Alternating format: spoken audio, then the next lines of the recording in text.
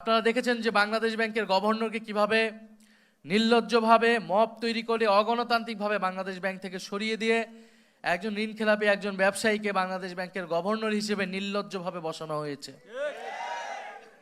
বাংলাদেশে বিগত সময়ে প্রায় ৩০ লাখ কোটি টাকা লুটপাট করা হয়েছে, বিদেশে পাচার করা হয়েছে।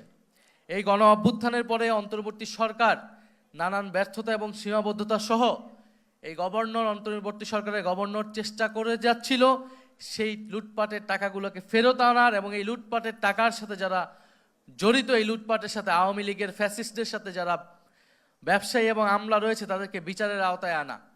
কিন্তু আমরা দেখছি সেই বিচার প্রক্রিয়াকে ভণ্ডুল করতে, ঋণখেলাপিদেরকে আরও সুযোগ সুবিধা করে দিতে, আর্থিক লুটপাটের পথকে প্রশস্ত করতে বাংলাদেশ কেন্দ্রীয় ব্যাংককে দখলের একটা নির্লজ্জ চেষ্টা করলো সরকার দল। অথচ তারা এর আগে বলেছে তারা যখন সরকারে ছিল তারা কখনোই রাজনৈতিক বিবেচনায় বাংলাদেশ ব্যাংকে গভর্নর বসায়নি। ফলে যারা নির্বাচনের আগে একরকম কথা বলেছে, নির্বাচনের পরে একরকম কথা বলেছে, আমরা নির্বাচনের আগেই জনগণকে এই বিষয়ে সতর্ক করেছি। আমরা জানি জনগণ তাদের বিপক্ষেই ভোট দিয়েছিল। নানান ইঞ্জিনিয়ারিং করে তারা ফলাফলটাকে নিজেদের পক্ষে নিতে সক্ষম হয়েছে।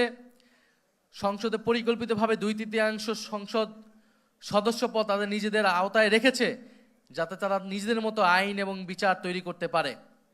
যেরকমটা 2008 সালে আমরা দেখেছিলাম আওয়ামী লীগ একচেটিয়াভাবে বিরোধীদেরকে এক পাশে ঠেলে নিজেদের সংসদ করায়ত্ত নিয়ে সংবিধানকে নিজেদের মতো পরিবর্তন করে দেশকে নিজেদের মতোভাবে পরিচালিত করেছে।